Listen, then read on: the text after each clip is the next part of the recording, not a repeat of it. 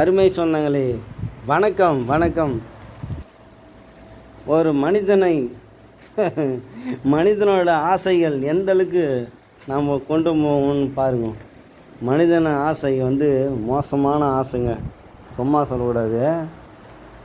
ஆசை அளவுக்கு மீறி ஆசை வச்சா என்ன நடக்கும்ன்ட்டு இந்த விஷயத்துலேயே தெரிஞ்சுங்க. ஒரு காட்டில்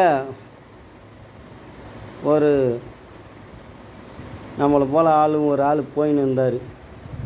அவர் என்ன பண்ணார்னா, 4 பேர் சொல்கிற விஷயத்த அப்படியா இப்படியான்னு கேட்டு தெரிஞ்சுக்கின்னு காட்டில் தவம் இறைவன்கிட்ட வரத்தை வாங்கினா நம்ம எல்லாத்தையும் சேர்ந்துடலாம், எல்லாத்தையும் முடிச்சிடலாம், நம்மளால் செய்ய முடியாத விஷயம் இல்லைப்பா அப்படின்ட்டு யாரோ சொல்லிக்கிறாங்க. அந்த மனிதன் என்ன பண்ணார், அளவுக்கு மீறி ஆசை வச்சுட்டாரு. எப்படியே அளவுக்கு மீறி ஆசை வச்சுட்டு, காட்டில் தவம் இருந்தால் நம்ம கடவுள்கிட்ட வரத்தை கேட்டால் எல்லாத்தையும் நடக்குமா? அப்படியா? பார்த்தீங்களா அவர் எண்ணம், பார்த்தீங்களா? கடவுள்கிட்ட வரம் வாங்கினா எல்லாமே நடக்குமான்னு கேட்டுக்கிறாரு. எல்லாமே நடக்குமா?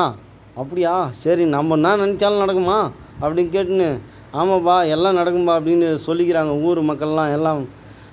அப்படியா சரின்ட்டு காட்டில் தவம் இருக்கிறதுக்கு அவர் போகிறார். காட்டில் போய் கடுமையான வருஷக்கணக்கில் தவம் இருந்துக்கிறார். 1 வருஷம் 2 வருஷம் இல்லை, பல வருஷம், ஒரு 20 வருஷம் 30 வருஷம் தவம் இருந்துக்கிறாரு. தவம் இருந்து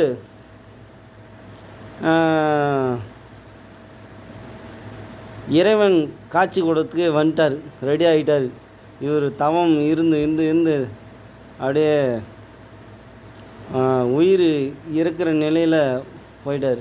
அந்த நேரத்தில் இறைவன் பாலகா ஏந்துரு அப்படின்னு கூப்பிட்டார். ஏந்து உனக்கு என்னப்பா வரம் வேணும் அப்படின்னு. கடவுளே கடவுளே வந்துட்டீங்களா கடவுளே, கோடி நன்றி கடவுளே, என்னோட தவம் பழிச்சிச்சு, என்னோட தவம் நிலைச்சிச்சு, கோடி நன்றி இறைவா, நான் கூப்பிட்ட தவத்துக்கு, என்னோட தவத்துக்கு நீங்கள் ஆசீர்வாதம் பண்ண வட்டீங்களா? நன்றி இறைவா, நான் கேட்ட வரத்தை கொடுப்பாயா சொல்லு இறைவா அப்படின்னு கேட்கும்போது, மகனே நீ இருந்த தவம் என்னை மகிழ்ச்சியாக இருக்க வச்சிச்சு. என் நாமத்தை நீ உச்சரித்தால, என்னோட நாமத்தை நீ இவ்வளோ காலமாக உச்சரித்து தவமாக இருந்ததால் நீ கேட்ட வரத்தை நான் கொடுக்கிறேன்.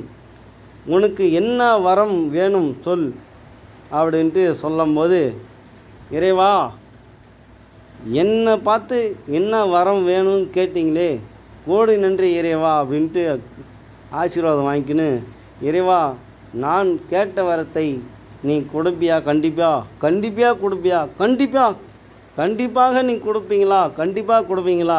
இறைவா சொல்லுங்கள், கண்டிப்பாக கொடுப்பீங்களா? ஏன்னா இவன் சாதாரண ஒரு மனிதன், நம்மளை போல் மனிதனாக இருக்கும்போது ஆசைகள் அதிகமாக இருக்கும் அப்படின்னு கேட்கும்போது, கண்டிப்பாக உன்னோட தலையெழுத்து மாற்றப்படும் சொல்லு அப்படின்னு. அப்படியா இறைவா, நான் கேட்ட வரத்தை நீ கொடுக்க வந்தாயே இறைவா அப்படின்னு ஒரு பாட்டாக பாடி ஆனந்தமாக இறைவனை வச்சு, இறைவா நான் நினைக்கிறதெல்லாம் நடக்கணும். மக்களே இங்கே இது ட்விஸ்ட்டு. அருமை சொந்தங்களே, இங்கே இருக்குது ட்விஸ்ட்டு. என்ன தெரியுமா? நான் கேட்ட வரத்தை நீ கொடுக்குறாயா, நான் நினைப்பதெல்லாம் நடக்கணும். எப்படி? கொஞ்சம் கூட ஆலோசனை பண்ணாத, நான் கேட்ட வரத்தை நீ கொடுக்கணுன்னா இவன் அறிவோட சிந்தனையோடு கேட்கக்கூடாதா? நான் நினச்சதெல்லாம் நடக்கணுன்ட்டு கேட்டுக்கிறாரு. அப்படியாப்பா, அப்படியே ஆகட்டும், ததா தூ அப்படின்ட்டு, நீ நினைத்ததெல்லாம் நடக்கட்டும், நான் வரத்தை கொடுத்துட்டேன் அப்படின்ட்டு சொல்லிட்டு மாயமாக மறைஞ்சிட்டார் இறைவன். என்ன சாமிப்பா அப்படின்னு கேட்காதீங்க, இது ஒரு கதை சரிங்களா, குட்டி கதை, ஒரு காமெடியாக இருக்கிறதுக்கு. ஒரு நம்மளோட அளவுக்கு மீறி ஆசை போனால் அந்த ஆசையில் என்ன பிரச்சனை வரும்ன்ட்டு இது விளக்கமாக சொல்கிறேன். இன்னும் நிறைய விஷயத்தில் நிறைய தெளிவாக சொல்லுவாங்க. ஏதோ நம்ம அரைகுறையாக சொல்கிறோம் சரிங்களா. ஆசையில் இன்றைக்கி ஒரு கேட்ட வரத்தை அவர் கடவுள் அள்ளி கொடுத்துட்டு போட்டாரா. நான் என்ன பண்ணார், அட அட அட கடவுள் நான் கேட்ட வரத்தை கொடுத்துட்டான். சரி, கடவுள் குத்துந்து கடவுள் மேலே சந்தேகம் வச்சுட்டான் இந்த மனிதன். ஏன்னா கடவுள் கொடுத்த வரம் கரெக்டாக நம்பலாமா? அவர் பாட்டுக்கு சொல்லிட்டு அப்படியே நடக்கட்டும் போயிட்டாரு. சரி, கேட்டு பார்ப்போம். இறைவா, நான் இருக்கிற இடத்துல ஒரு கட்டில் வரணும் அப்படின்னு மெத்தை கேட்டுக்கிற சொகுசாக காட்டில் பத்து தூங்கத்துக்கு டக்குன்னு அப்படியே மாயாஜலமாக வந்து நிற்கிது. அப்படியே என்னடா அது அதிசயமாகுது, நம்ம நினைத்தவொன்னே அப்படியே நடக்குதாப்பா. இறைவா கோடு நன்றின்ட்டு சொல்லிட்டு நம்ம ஆள் போய் மெத்தியில் அப்படியே சொகசாக திரும்பி பார்த்து என்ன ஒரு சுகமாக இருக்குதுப்பா, செம சந்தோஷமா, நம்ம கேட்ட வரத்துக்கு கடவுள் கொடுத்துட்டாம்பா அப்படின்னு அப்பயாச்சும் கொஞ்சம் தெளிவாக இருக்குது இல்லையா அந்த மனுஷன்.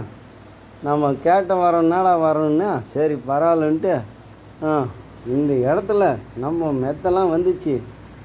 எப்படி இந்த இடத்துல மெத்தெல்லாம் வந்துச்சு, நல்லா சொகுசாக இருக்கிறோம் இயற்கை காற்றுல. ஒரு 2 பெண்கள் நம்மளுக்கு பாதுகாப்பாக நம்மளுக்கு சாப்பாடெல்லாம் சேர்ந்து போகிறதுக்கு இருந்தால் எப்படி இருக்கும் அப்படின்னு கேட்டுக்கிறாரு. அதே போல் அழகான தேவதைகள் வந்துட்டாங்க. எப்படி அழகான பெண் தேவதைகள் வந்துட்டாங்க 2 பேர். இவர் கேட்டதெல்லாம் எல்லாத்தையும் செய்கிறாங்க. அவங்க சாப்பாடு சேர்ந்து போகிறாங்க. கணவனுக்கு என்ன குருநாதருக்கு என்ன வேணும், என்ன செய்யணும், ஏது செய்யணுன்ட்டு அவங்களும் சேர்ந்துக்கிறாங்க. அப்புறமேட்டுக்கு இந்த மனுஷன் அதோடு போனாரா, ஆஹா நம்ம இந்த காட்டில் இவ்வளோ சந்தோஷமாகறோமே. ஆசைங்களை பார்த்திங்க, இங்கே வினை வந்துச்சு அவருக்கு. இந்த காட்டில் இவ்வளோ சந்தோஷமாகறோமே, இந்த சந்தோஷமாக இருக்கும்போது இந்த இடத்துல ஒரு சிங்கம் வந்துச்சுன்னா எப்படி இருக்கும் அப்படின்னு நினைத்தாரு. போச்சு, அவ்வளோதான், அதோட வாய்க்கு முடிஞ்சு போச்சு. அப்படியே மாயாஜலமாக சிங்கம் வந்துச்சு பாருங்க. மாயாஜலமாக சிங்கம் வந்துச்சு, அவரை கடிச்சு துணிது பூச்சி. அவ்வளோதான், அவரோட ஆசைகள் அவரே ஐசிச்சு. அருமை மக்களே, சொந்தங்களே, அளவோடு ஆசைப்படுங்கள், சிந்தனையோடு ஆசைப்படுங்கள்.